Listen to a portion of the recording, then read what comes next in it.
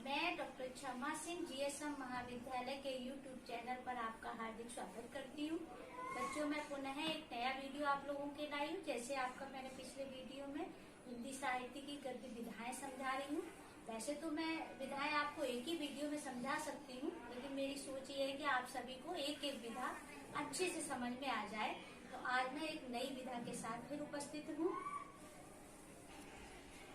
तो बच्चों, मैं अब आज आपको हिंदी साहित्य की विधाओं में से एक विधा है आपका यात्रा वृतांत। यात्रा वृतांत का अर्थ एवं परिभाषाएं, तो अर्थ को मैं समझा देती हूँ और परिभाषा भी हमने दी है आपके सामने।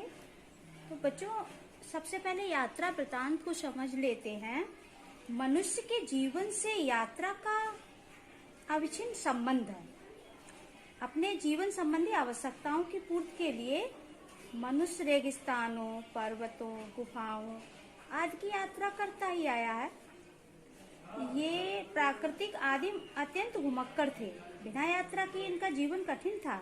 यात्रा ही इनके जीवन का प्रमुख साधन था। मनुष्य चाहे बचपन हो या युवावस्था, उसकी प्रपंच सदैव घुमक्कड़ी रही है।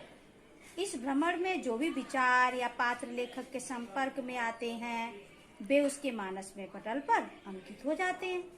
वह उन विचारों को जब लिपिबद्ध करते हैं, तब वहीं से यात्रा साहित्य का जन्म होता है। यात्रा वृतांत लिखने वाले लेखक को वहां के नगर, मोहल्लों, रीति रिवाजों, धार्मिक प्रवृत्तियों एवं उसकी ऐतिहासिकता का वर्णन पूरी दक्षता से करना होता है। जैसे कि महादेवी वर्मा जी ने ही देखी परिभाषा एक मैंने सामने दे रखी है।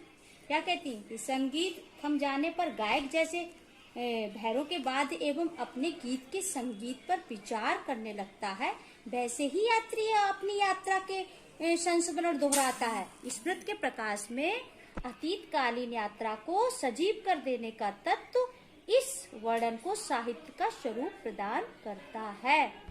पर्यटक के साथ पाठक भी अतीत में जी उठता है।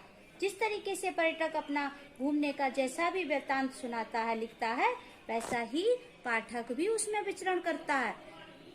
तो ऐसे ही रामचंद्र शुक्ल जी और रामचंद्र तिवारी जी के शब्दों में भी एक परिभाषा है कि यात्रा वृत्तांत में देश विदेश के प्राकृतिक दृश्यों की रमणीयता, नर नारी के विभिन्न जीवन संदर्भ, प्राचीन एवं नवीन सौंदर्य चेतना का प्रतीक, कला वृत्तियों की भव्यता तथा मानवीय सभ्यता के विकास के देवदत्त अनेक वस्तु चित्र यायाकार लेखक के मानस में एकत्रित होकर वैयक्तिक रागात्मक ऊष्मा से दीप्त हो जाते हैं।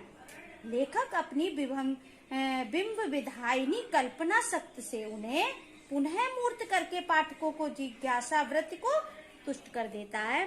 पुनः दोबारा से घूमने वाली पूरी प्रक्रिया को पाठक के अंदर प्रवेश कर देता है। उसके अंदर उसे जो पढ़ता है उसे भी ऐसा लगता है कि मैं भी यहाँ पे हूँ, मौजूद हूँ, मैं घूम रहा हूँ। ऐसा एक यात्रा वृत्तांत का अर्थ परिभाषा होती है। अगला पॉइंट बच्चों मैं बताऊंगी, यात्रा वृत्तांत विद्या का विकास।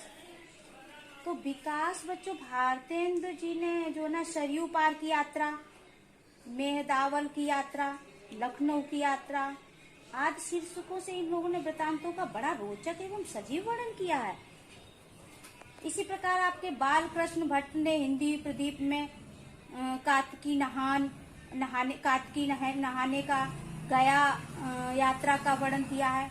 यात्रा साहित्य की दुनिया में सबसे प्रसिद्ध नाम महापंडित की उपाधि से प्रसिद्ध राहुल सांस्कृतायन का है।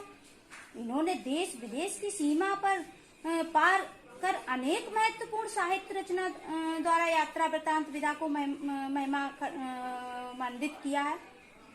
यात्रा वृत्तांत लेखकों में अज्ञेय जी हैं, निर्मल वर्मा हैं, यशपाल हैं, मंगलेश डबराल हैं आदि भी साहित्यकार रहे हैं। इसके बाद बच्चों मैं अगला पॉइंट आपका लाती हूँ कि यात्रा वृत्तांत शिक्षण का उद्देश्य क्या है।